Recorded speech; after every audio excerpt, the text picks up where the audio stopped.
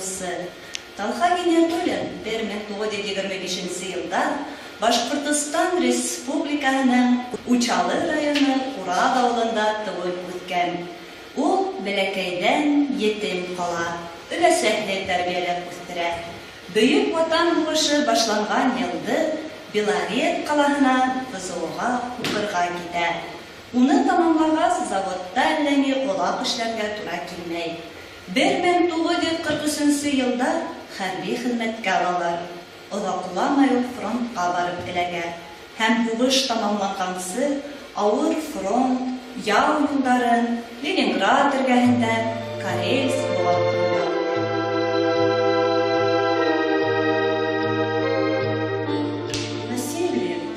Желание гитлеровской армии перерезать наши стратегические морские коммуникации, лишить нашу страну выхода в Атлантику и Северный морской путь.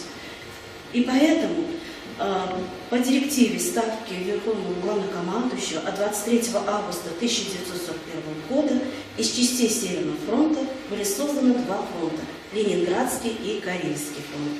Первым командующим Карельского фронта был генерал-полковник Фролов. Вторым командующим стал будущий маршал Советского Союза Константин Амбросевич Мерецков. Сдержав натиск финской армии и немецкой армии Норвегии, стремивших захватить Кольский полуостров и Советскую Карелию, фронт стабилизировался до июня 1944 года. Протяженность Карельского фронта к 1943 году составляла 1600 километров. Это самый протяженный фронт был на тот период на Великой Отечественной войне. Надо отметить, что в районе Мурманска гитлеровской армии не удалось ни разу перейти границу нашего государства. Государственная граница там была закрыта на замок.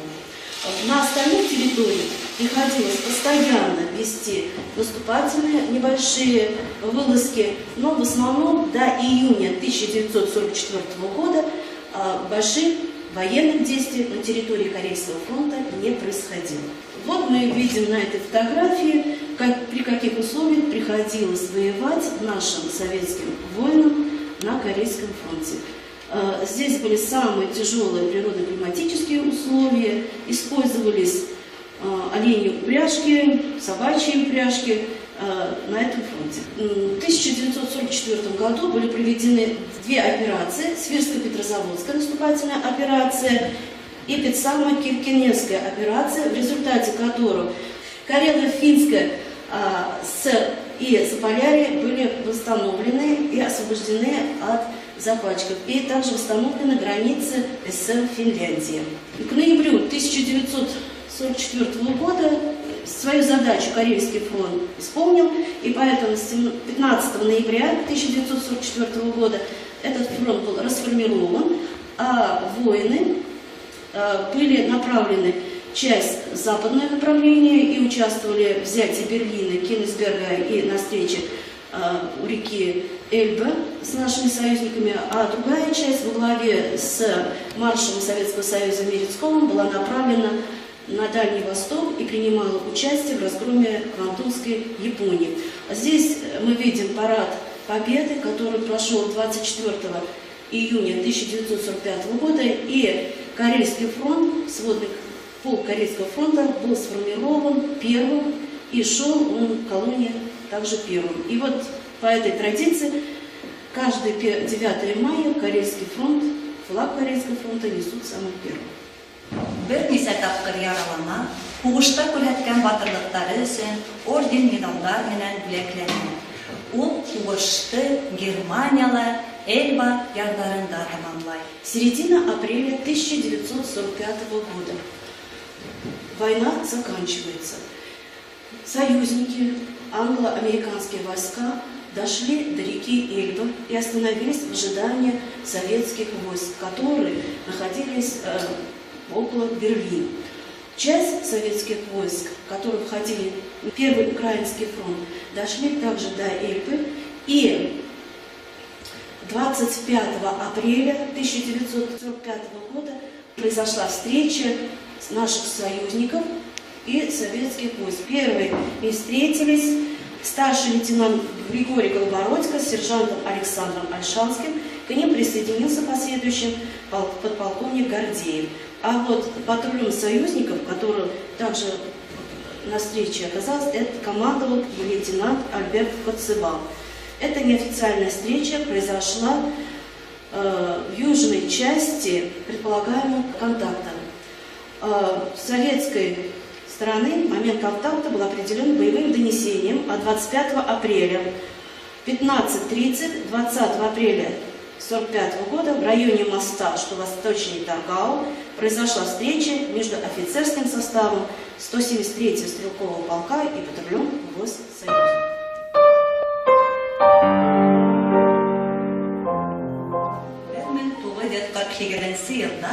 Талха гениатулен демобилизацияланып кайткас, Кавказ яктарында тоннель төзүү иштеринде катнаша. 1955 жылдан бери Талха гениатулен Мәскәүдә яшәй. Үдә газет-журналларга хикәяләрен, повестьларын бастыра. Беренче китабы 1969 елда Мәскәүдә басылып чыга. Ул Миләш тауы, Рябиновая гора дип атала. Күп кенә повестьлары хугыш темасына арналган. Ул рус телендә иҗат итә. Тернистым путем пришел в литературу Талха Гиниатуллин. Вместе со своим поколением он одолел жестокие испытания эпохи – Великую Отечественную войну. Война для него началась на Карельском перешейке. После излечения от полученных там ран и контузий в составе 5-го кавалерийского корпуса он участвует в боях в Восточной Пруссии и заканчивает войну на берегах Эдига. 70 лет отделяют нас от трагических событий Великой Отечественной. Все меньше остается живых участников войны. Но они до конца осознают себя солдатами и все события последующей жизни воспринимают сквозь призму пережитого. Человек на войне – это неизменная тема большинства писателей-фронтовиков. Талха Гиниатуллин, Юрий Бондарев, Евгений Носов, Вячеслав Кондратьев, Виктор Астафьев и другие создали произведения о войне, о рядовых солдатах и командирах, добившихся этой победы. Нашего земляка не случайно ставят рядом с этими известными писателями. Своим творчеством он удостоился такой чести. Повесть «Атака». Это произведение Анатолия Гиниатуллина открывает целый цикл его военных повестей. В нем рассказывается о том, как 17-летний башкирский паренек Талгат Гайнуллин после стройбата попадает на фронт. Описаны его первые шаги на войне, первая и самая запоминающаяся атака, голодные военные будни, настоящая мужская дружба. Все это в сознании автора ассоциируется с войной. Только на передовой Талгат столкнулся с ее реалией. Страх, боль, радость и ужас впервые прочувствовал он именно здесь. Анатолий Гиниатуллин одним из первых писателей в 60-е, 70-е годы рассказал людям жестокую правду войны, показал ее изнутри, глазами простого рядового солдата, без преувеличений и прикрас. Не ход исторических сражений, не подвиги солдат или мудрых генералов, а то, как это происходило и чего стоило российским людям. В его произведениях нет лишнего пафоса, надуманной героики. Здесь все конкретно и натуралистично. Мы шагали по местам отгремевших боев. Вернее, проходили через вражескую оборону, уничтоженную сметенным нашим артогнем. Обугленные останки леса, перепаханное, перемолотое бурое месиво земли, обрывки тряпья, куски разорванной человеческой плоти, искореженный металл, развороченные глыбы бетона и трупы солдат, наших и вражеских. Мимо мертвых мы проходили молча и даже как будто равнодушно, хотя убитые сильно тревожили нас и внушали тоскливую мысль о смерти. Публицистичность этой повести в первую очередь в ее композиции и структуре текста. Это цельное произведение состоит из мелких зарисовок и небольших очерков о людях, с которыми наш герой столкнулся на войне. Все это составляет цельное произведение, соединенное общей картиной войны и авторским присутствием, общей ярко выраженной идеей. «Атака» — яркая и глубоко реалистичная повесть. автор воссоздает самые острые моменты первого года Великой Отечественной войны. Он откровенен со своим читателем, пишет страстно, с болью. Читая его, кажется, что сам становишься невольным участником этих событий. Чувствуешь причастность к ним. Вместе с героями повести вживаешься в землю во время бомбежки. И каждая пуля летит именно в тебя. И с каждым разрывом снаряда ты умираешь и воскресаешь, и радуешься. Пронесло на этот раз. В повести немало натурализма. Тем не менее, мастерство Гинатуллина заключается в том, что даже самые страшные подробности картины войны не отталкивают. Он пишет емко, четко, без лишних подробностей, но от его описаний порой замирает сердце. Невдалеке от воронок лежали двое. Сначала мне почему-то показалось неправдоподобно длинным. Один лежал, разметав руки. На месте его лица темнело сплошное кровавое месиво. Из черной дыры разбитого рта исходил тот страшный, душераздирающий нечеловеческий вопль. Другой лежал на боку, судорожно прижав большие руки к животу, потемневшей от крови гимнастерки, и торопливо повторял одно и то же. Ой, братцы, что же это было? Война у Гинатуллина всеохватывающая. Она изменяет не только весь уклад жизни людей, их поведение и поступки, но еще и формирует характеры. Именно на войне лирический герой из простого хулиганистого мальчишки превращается в настоящего мужчину. Здесь он познает страх смерти и ценность жизни. На передовой впервые близко сталкивается с женщиной, чувствует ее тепло. Я сидел рядом с Ниной. Когда мы кланялись Нином, ее коротко остриженные рыжие волосы щекотали мне левое ухо. Я ощущал сладостное тепло ее плеча. Я еще никогда в жизни так близко не сидел к женщине. Тема смерти проходит тревожным лейтмотивом по всему повествованию. У Гинатуллина смерть – непривычное явление на войне. Она всегда ужасна, аномальна, противоестественна. И хотя автор часто пишет, что страха смерти у его героя не было, все же, сталкиваясь с ней, он испытывает какие-то противоестественные чувства. Поэтому пацифистский вывод напрашивается сам собой. К смерти нельзя привыкнуть. Невозможно научиться воспринимать ее как нормальное и привычное дело. Автор пишет, что на войне выживали только те, кто сумел побороть в себе этот страх, кто не цеплялся за жизнь руками и ногами, всем своим существом, а просто воевал и верил в победу. Талгат Гайнуллин не изображается героем, но все же он человек, который сумел преодолеть себя и собственную слабость.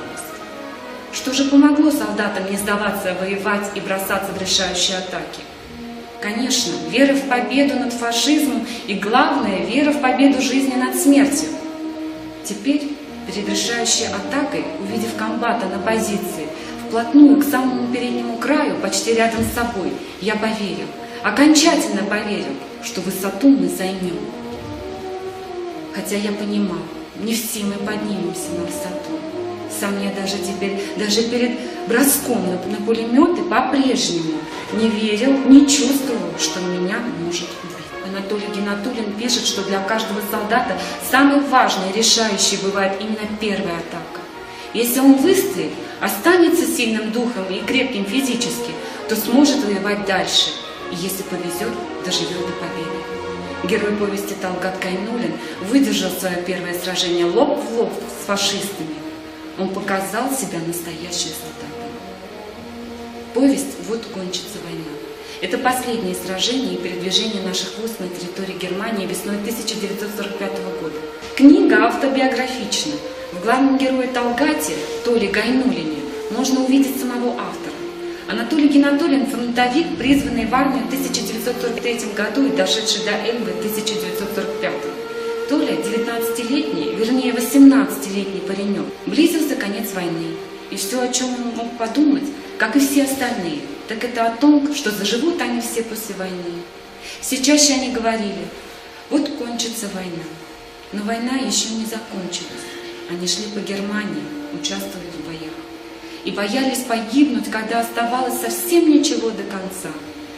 Невыносимо было читать фрагмент, когда в проеме люка подбитого танка Толя увидел раненого солдата, которого прижало, и он просил вытащить его, чтобы он смог умереть на земле. Вы только подумайте, Сколько таких случаев было? Его товарищ Баулин всю войну думал о своей жене и маленьком ребенке, которых увели фашисты. Он до последнего надеялся, искал и нашел. Да, нашел свою любимую жену. Было место чуда на войне, но она не думала, что встретит его снова и сошлась с другим мужчиной. Баулин ушел, потеряв смысл жизни, а затем пожертвовал собой в последнем бою. Тем временем война закончилась.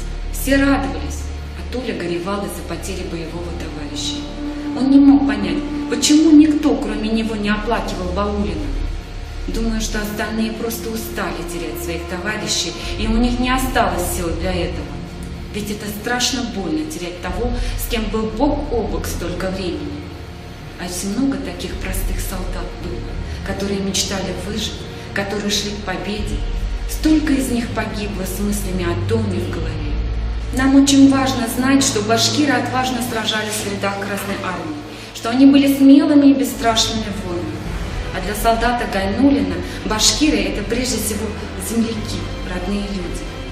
В военной прозе Гинатуллина часто используется прием противопоставления. Ужасы войны, кровавые побоища, повсеместно встречающиеся трупы, и за всем этим образ далекой и священной родины, красоты Урала, мелкие бытовые радости. Видимо, в этом и есть суть настоящего, нравственно здорового человека. Всегда, в любых жизненных испытаниях верить в жизнь, видеть хорошее и не отчаяние. Это повесть о мечтах и надеждах солдат, что закончится война и настанет светлое мирное будущее. Настало. Спасибо. Әмма башкорт кешеләренең күпселек әҫәрҙәре үҙ туған халҡы Башҡортостаны тураһында.